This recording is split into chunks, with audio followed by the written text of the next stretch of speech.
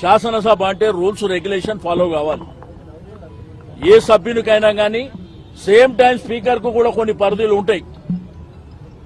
ఆ పరిధులను దాటి ముఖ్యమంత్రి గారి మీద విమర్శిస్తే నేను మైకే ఇవ్వనని చెప్పి ఆయన మాట్లాడడం అంటే, లేకపోతే ముఖ్యమంత్రి గారి డబ్బగొట్టడానికి వస్తాం ఆయనకి.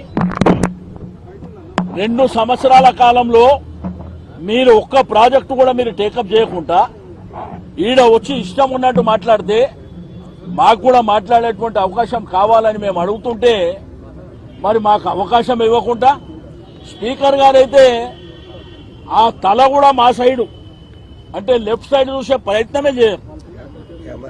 మేము అనేకమైనటువంటి శాసనసభలు చూసినాం. 30 ఏళ్ల నుంచి శాసనసభ చూస్తున్నా, అంతమంది స్పీకర్లను చూసినాం. మీకు అధికార పక్షానికి అవకాశం ఇచ్చినప్పుడు ప్రధానమైనటువంటి ప్రతిపక్షానికి కూడా అంతే అవకాశం ఇస్తాం. మరి గతంలో కేసీఆర్ గారు ముఖ్యమంత్రి ఉన్నప్పుడు వాళ్ళు 5 మంది శాసనసభ్యులున్నా వాళ్ళు 5 మందికి మాట్లాడేటువంటి అవకాశం ఇచ్చారు. గంటల తరబడి అనేకమైనటువంటి అంశాల విషయంలో మాట్లాడారు. కానీ ఇది ప్రజాస్వామ్యంలో పద్ధతి కాదు. వాళ్ళు ఇది గాంధీ భవన్ లాగానే దాన్ని వాడుకుంటారు. గాంధీ భవన్ లో నా ఇష్టం ఉన్నట్టు నేను మాట్లాడుకుంటా, ఎవడు పడితే వాడు మాట్లాడవచ్చు అని అట్లా ఆ పద్ధతిలో వాడుకుంటున్నారు. దీన్ని మేము తీవ్రంగా ఖండిస్తున్నాం. శాసనసభని శాసనసభగా మీరు అదే పద్ధతిలో శాసనసభ ప్రకారమే నడవనిస్తే మేము హౌజ్లోకి వస్తాం తప్ప, మీ ఇష్టం ఉన్నట్టు గాంధీ భవన్ లాగా నడిపిస్తే మాత్రం వచ్చే ప్రసక్తే ఉండదు అక్కడ. ఎందుకంటే లక్షలాది రూపాయలు వెచ్చించి శాసనసభ నడుస్తుంది. రైతాంగం గాని, ప్రజలు గాని, యువకులు గాని, మహిళలు గాని, హైదరాబాద్ జంట నగరాల ప్రజలు గాని శాసనసభలో మా అంశాల విషయంలో ప్రధాన ప్రతిపక్షం గాని శాసనసభ్యులు ఏం మాట్లాడుతున్నారు అని ప్రజలందరూ వెయిట్ చేస్తారు.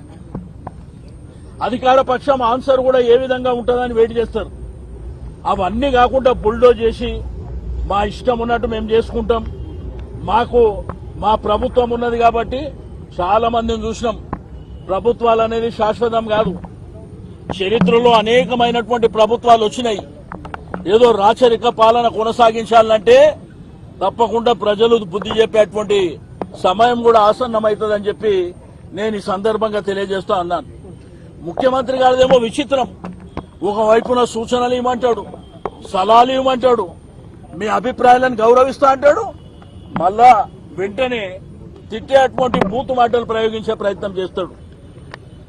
కంపు ఉన్నదంటే నీకే కంపు ఉన్నది కదా, నువ్వు మాట్లాడిన దాంట్లోనే కంపు ఉన్నది కదా.